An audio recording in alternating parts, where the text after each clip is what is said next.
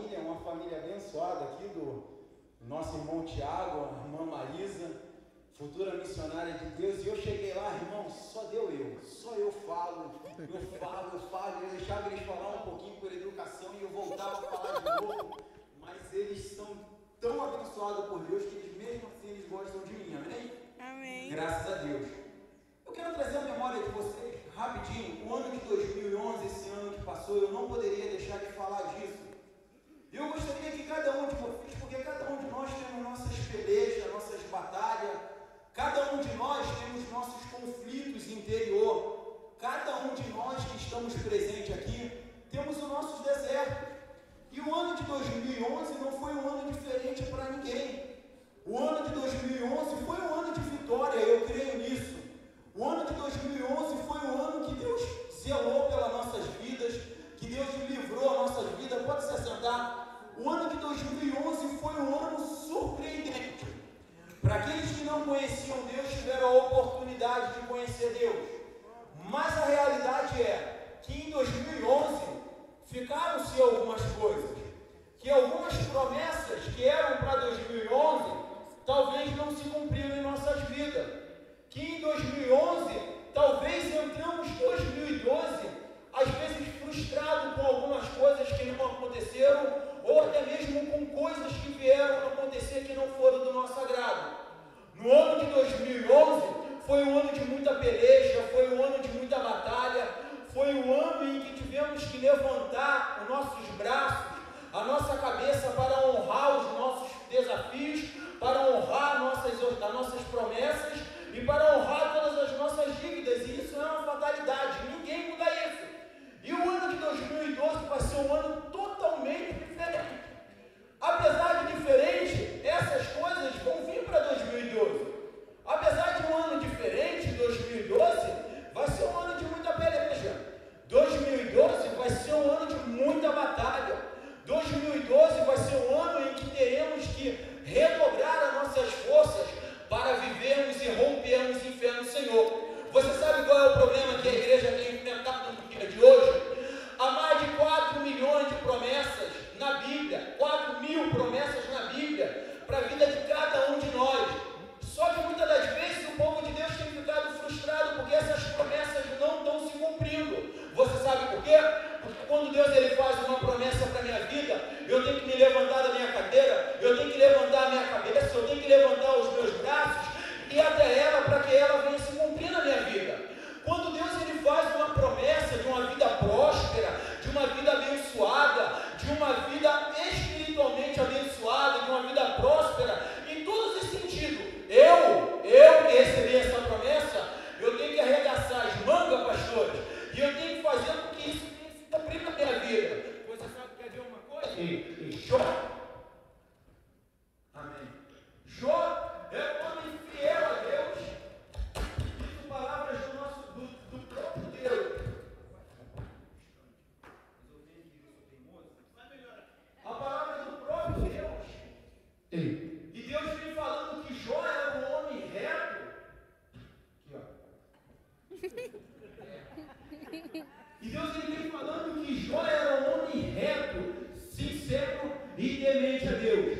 Então que o ano de 2012 não venha ser um ano frustrado na sua vida. Eu estou falando isso para você, irmão, porque eu tenho certeza que aqui hoje Deus reuniu pessoas que vão vencer, pessoas que vão romper em fé. Eu tenho certeza absoluta disso. Mas eu seria muito hipócrita se eu estivesse aqui pregando, ministrando algo que não fosse acontecer. Eu seria muito mentiroso se eu estivesse aqui ministrando para vocês assim: olha, fulano de tal, ei, igreja do Senhor, pode botar igual dizem lá no mundo, né? Põe um boi na sombra, que tudo vai acontecer, que vai ser mil maravilhas. Olha, tira o seu cavalinho da chuva, meu irmão. Vamos arregaçar as mangas e vamos romper em 2012. Vai ser um ano diferente, sim, vai ser um ano de vitória, vai ser um ano onde a igreja do Senhor vai conquistar tudo aquilo que ela não conquistou até hoje. Vai ser um ano da diferença na minha vida e na sua vida. O negócio está melhorando, hein? Vai ser um ano de diferença na minha vida e na sua vida. Isso daí sem sombra de dúvida. Mas eu só quero que vocês tragam a memória e que isso fique no coração de vocês. 2012 não vai ser fácil, mas nós vamos romper no poder que há no nome de Jesus Cristo. Amém? Amém. Louvado seja o nome do Senhor. Eu gostaria que todos abrissem a palavra de Deus no livro do profeta Isaías, capítulo 14, versículo 24. Livro do profeta Isaías, capítulo 14, versículo 24. Louvado seja o nome do Senhor. Aleluia, Deus.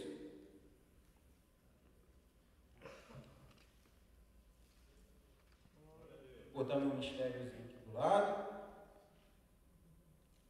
Amém? Todos encontraram? Amém. Assim nos relata.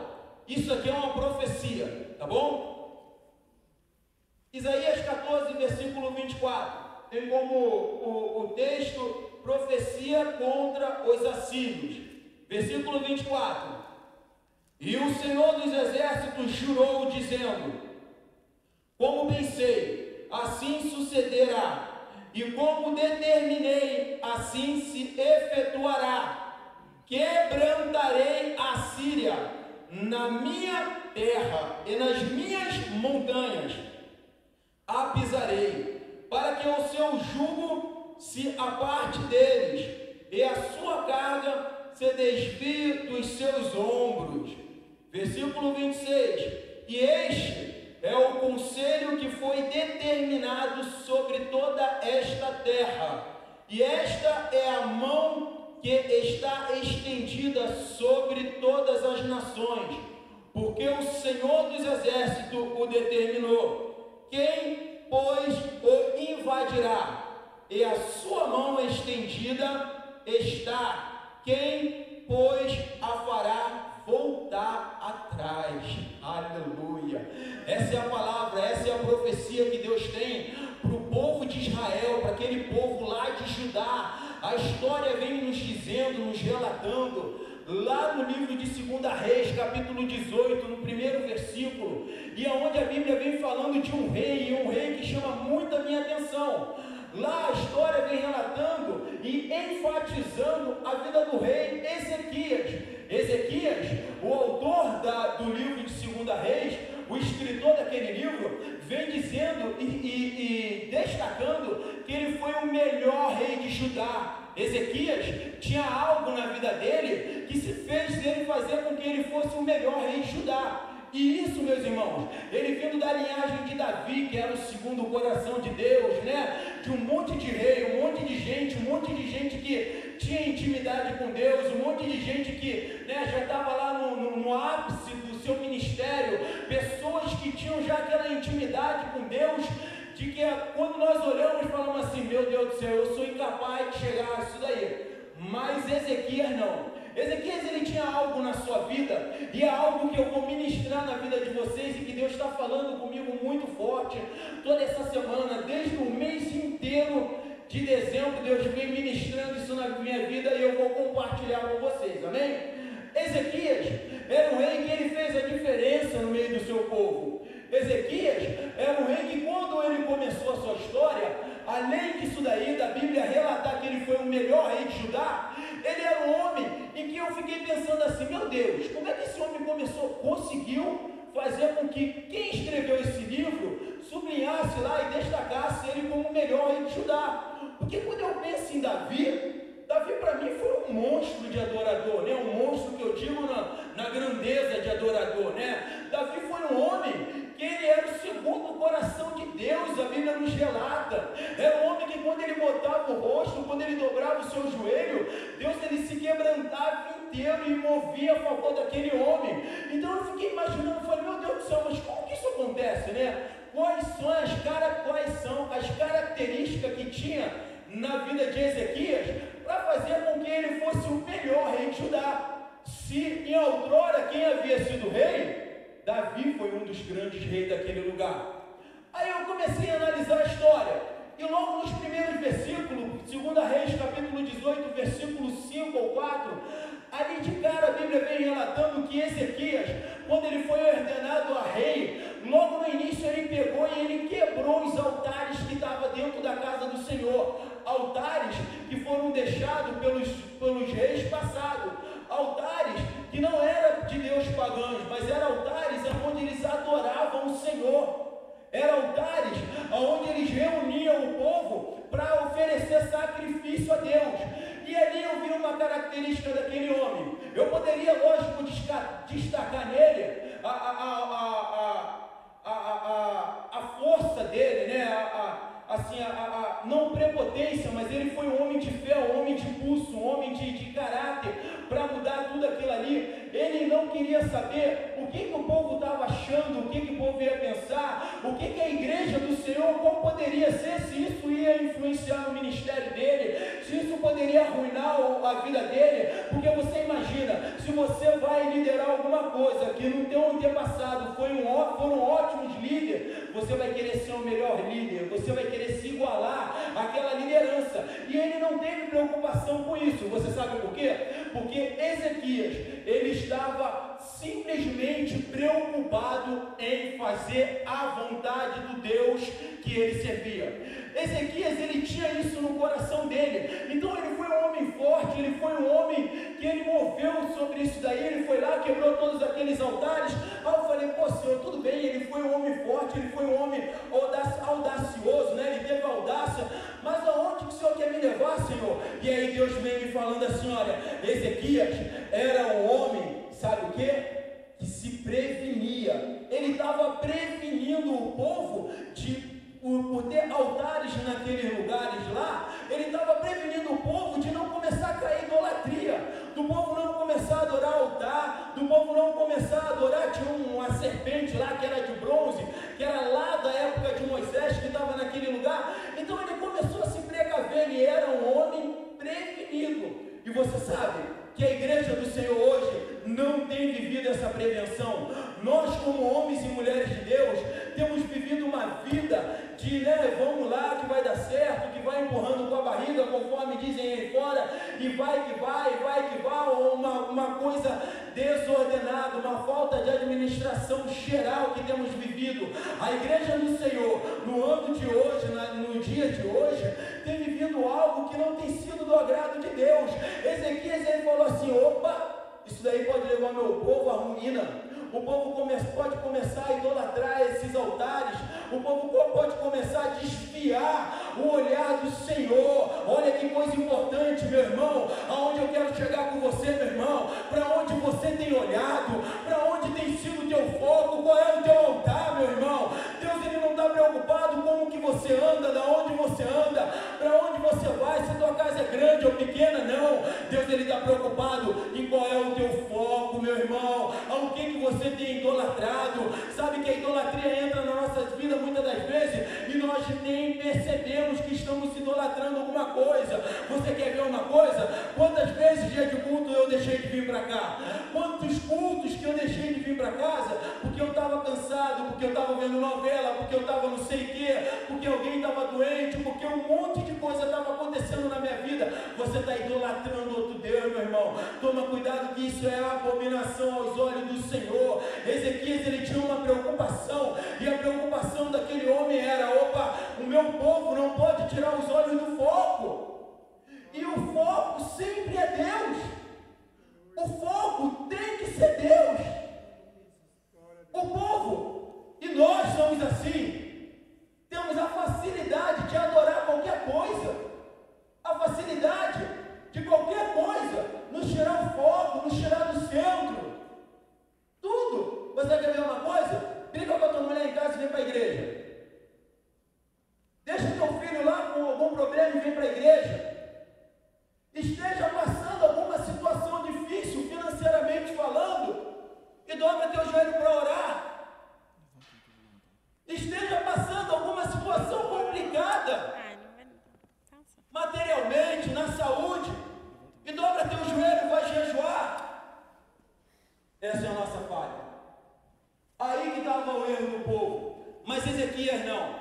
Ezequias, ele era um homem que ele estava focado no que Deus queria para a vida daquele povo. Ele estava focado no que Deus tinha para a vida daquele povo. E isso era uma profecia que foi revelada há muito tempo atrás. No ano de 729 a.C., Ezequias começou a reinar, e quando ele começou a reinar, ele estava focado, ele sabia qual era o foco dele, ele sabia qual era o altar dele, meu irmão. Não permita que os seus olhos venham desvirtuar para nenhuma coisa, não permita que nada, nenhuma situação, nenhuma circunstância venha te tirar do centro que é o Senhor. Mude a sua história, mude a sua história. Ezequias, ele poderia ter naufragado com aquele ministério, ele poderia ter sido o pior rei de Judá, ele poderia ter sido relatado como um rei desleixado, como um rei que entrou e perdeu a visão, como um rei que não viveu o que Deus queria, que não viveu as promessas de Deus. Mas ele estava focado. Não, Deus tem um foco, eu tenho foco. Deus tem uma promessa na minha vida. Deus tem uma promessa na minha vida. Eu vou conquistar. Se eu tiver que estudar, eu vou estudar. Se eu tiver que descer mais, eu vou descer mais. Se eu tiver que me consagrar mais, eu vou me consagrar mais. Eu tenho foco. Foi liberada uma palavra de vitória. Eu vou ser vitorioso. Você, meu irmão, não pode perder o teu foco. E aí os anos se passaram, na vida desse homem não era diferente. Olha como Deus se retrata a Jó. Satanás chega diante de Deus e fala assim, e Deus pergunta, tem visto o meu servo Jó? E aí o Senhor soberano responde para ele assim, tenho. Aquele homem reto, justo, fiel, temente a mim, eu conheço ele. Você sabe o que acontece? Se eu sou um crente desleixado, se eu sou um homem desleixado com a minha vida pessoal, com a minha vida espiritual, com a minha vida ministerial, Deus ele não me reconhece, meu irmão. Deus ele só tem pacto com quem tem pacto com ele. Deus ele não tem como. Até um ditado, mas Deus é infiel até quando nós somos infiéis. É lógico, porque Deus é Deus. Mas aí sabe o que acontece? Você para de viver as bênçãos de Deus. Aí tem um monte de gente frustrada dentro da igreja. Mas profetizar e não aconteceu. Não, mas Deus tem falado, mas nunca chega. Sabe o que acontece, meu irmão? A palavra de Deus fala que as bênçãos é para o filho da luz. As bênçãos de Deus são para os filhos da luz. As bênçãos de Deus são para os filhos da luz. Mas pastor, eu sou filho da luz, eu também sou, meu irmão. Mas muitas das vezes os filhos da luz têm andado despercebido. Muitas das vezes eu, filho da luz, estou perdendo o meu foco, tudo está tirando o meu centro. Muitas das vezes eu, filho da luz, meu irmão, estou com a mente no mundo da lua. Estou com a mente no mundo da lua. Eu estava conversando com a minha esposa nessa virada de ano. E algo que eu zelo muito é virar o ano com o joelho dobrado, orando ao Senhor. Você sabe o que acontece? Copacabana está lá, eu sou carioca, quem não sabe, né? Deve ter percebido. Antes deles subirem no palco, eles estão lá fazendo oferenda para Iemanjá, eles estão lá fazendo oferenda para o Raio, o Bata, que eu não sei quem é, eles estão lá dançando, batendo ponto de macumba. Antes de irem para qualquer lugar, programa de televisão, eu estava ouvindo um missionário falar que todos esses programas, e ele citou alguns da Globo, exclusivamente falando, que antes deles começarem o programa, se é crente, se não é crente, independente da religião do cabra, está lá dentro, tem que cultuar o demônio. Está lá dentro, tem que entrar no mover dele lá para ir para o negócio da audiência na televisão. Você sabe o que é isso daí? É foco. Estão focados no lado errado, mas estão focados no altar errado, meu irmão. Vão ser tudo abominados se não entregarem a vida para Cristo. E o povo de Deus, onde está? Qual é o foco da igreja? Qual é o meu foco? Ezequias, ele poderia ter quebrado aqueles altares, coisas que já estavam no templo, e o povo ter rejeitado o ministério dele, mas ele não quis saber. Se essa é a vontade de Deus, eu vou fazer. Se esse aqui é duro, eu vou quebrar, eu vou fazer. O povo vai ter que entender. Se não entender, também eu vou fazer, porque Deus vai garantir mentir, o nosso foco tem que estar mudando. O foco da igreja se perde ao longo da jornada. Você sabe por quê? Porque levanta o desemprego, porque levanta a falta de dinheiro, porque domingo não tem carro, vai para a igreja, porque um monte de coisas acontecem e a gente perde o foco. Um monte de coisas acontecem ao longo da jornada, porque se alguém te prometeu, se na Bíblia tem isso, você me mostra, em nome de Jesus, que em algum lugar é fácil, me fala que eu também vou, meu. Que eu não aguento mais lutar. Meu Deus. E não é fácil para ninguém, meu irmão. Não existe. Ezequias, o melhor rei de Judá.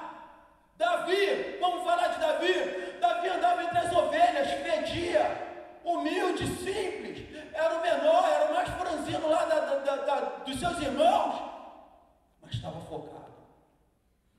Estava focado. Você sabe o que acontece? A igreja do Senhor está perdendo o seu foco. Sabe por quê? Porque estamos presos a coisas que Deus não está se envolvendo. Estamos presos a coisas que Deus não está se agradando. Você quer ver uma coisa? Paulo vem falando, livro de Colossenses capítulo 3, portanto, se já ressuscitaste com Cristo, buscai as coisas que são de cima, onde Cristo está assentado à destra de Deus. Pensai, isso aqui é para a igreja, para eu e para você, ó. Pensai nas coisas que são de cima e não nas que são da terra, porque já estás mortos e a vossa vida está escondida com Cristo em Deus. Quando Cristo, que é a nossa vida, se manifestar, então também vos manifestareis com Ele em glória. Mortificai, pois, os vossos membros que estão sobre a terra, a prostituição, a impureza, o apetite desordenado, a vil concupiscência e a avareza, que é idolatria. Deus falando direto com o homem. A igreja de Colossenses naquela época estava vivendo a mesma coisa. Eles estavam perdendo o foco. Eles estavam olhando ou andando para o outro lado. Presta bem atenção no que eu vou te falar, meu irmão. Eu não sou contra a nada que seja material. É bênção. Eu também quero. Eu luto para isso. Mas em primeiro lugar, Deus. Segundo lugar, família. E a igreja é terceiro lugar. Se Deus é primeiro lugar, as coisas têm que vir de lá de cima. Se eu estou com um pensamento em outro lugar, tem alguma coisa errada. E para que o ano de 2012 venha a ser um ano vitorioso, para que o ano de 2012 venha a ser um ano próspero, Deus, Ele quer tratar com você. Deus, Ele quer tratar a minha vida assim, meu irmão. Deus, Ele quer fazer com que venha se levantar uma nova geração daqui de dentro. Deus, Ele quer fazer com que quando Ele olhar para você, ou quando alguém mexer com você, Ele venha se lembrar como Ele se lembrou de Jó. Minha serva fulana, meu servo fulano de tal, reto, honesto, temente